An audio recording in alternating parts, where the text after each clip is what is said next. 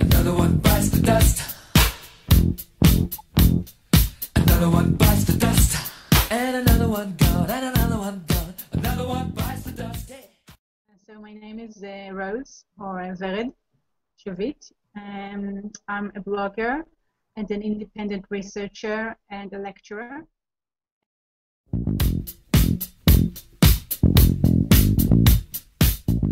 The name of the talk is Death in the Digital Era, and it's going to take place at Kingston University on November 19th at 1 o'clock noontime.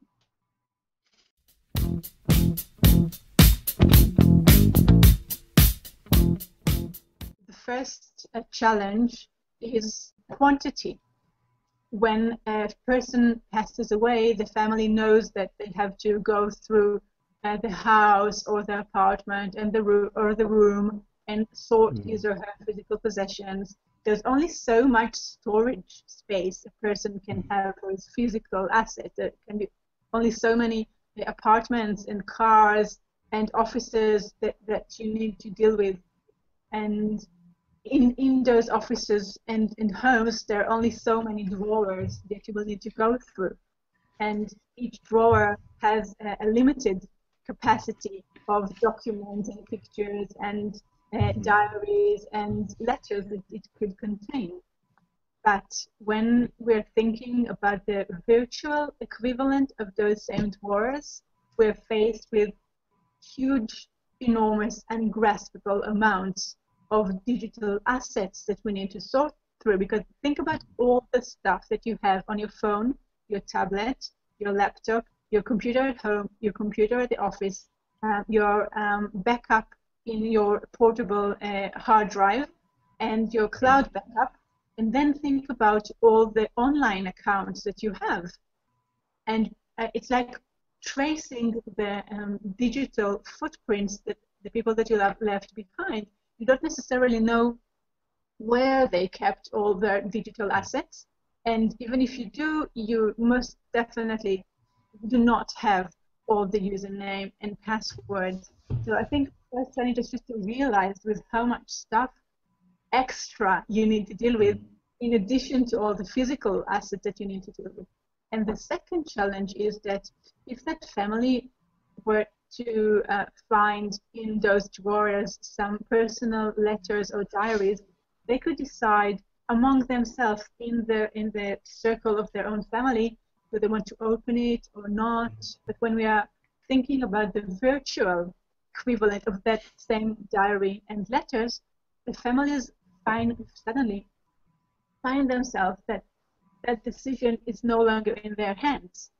The decision is up to the platform or the website or the internet provider that that person was using its services. And suddenly, some policy, which probably they never knew about, is going to determine if they can get access to the modern version of a diary and letters. And this causes additional pain because suddenly they don't have the latest writings, the latest pictures, the latest videos. Everything is up there somewhere in the cloud.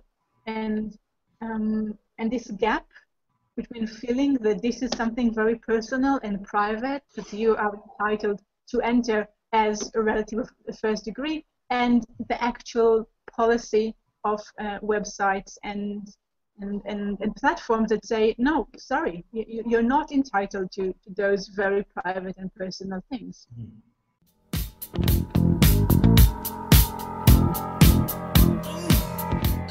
Think about it.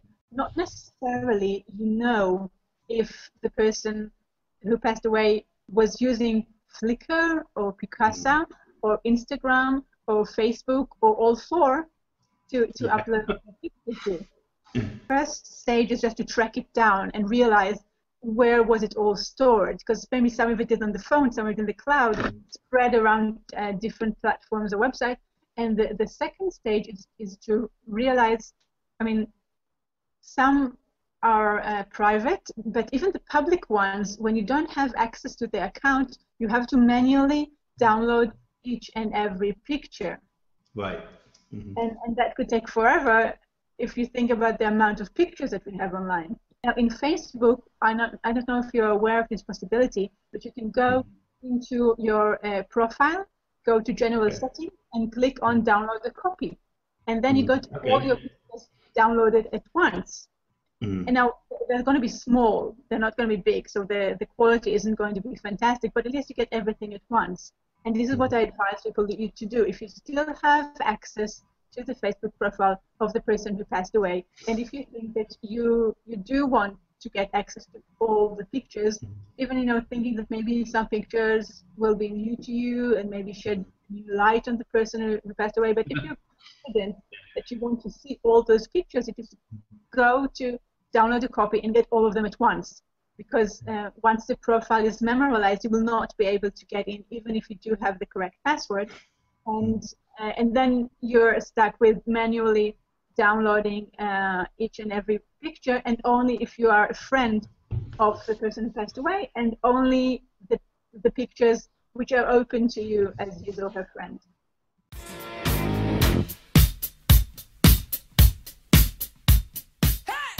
I'm going to be giving a talk at Kingston University. As I said, it's November 19th at 1 o'clock.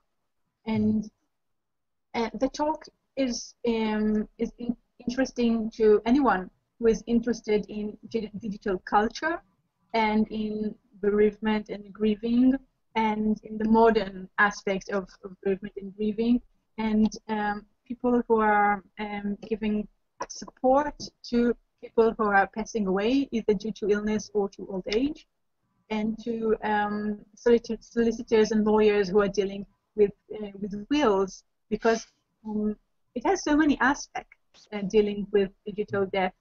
There are technical issues, but there are also ethical, philosophical, financial issues. It touches a very large scale.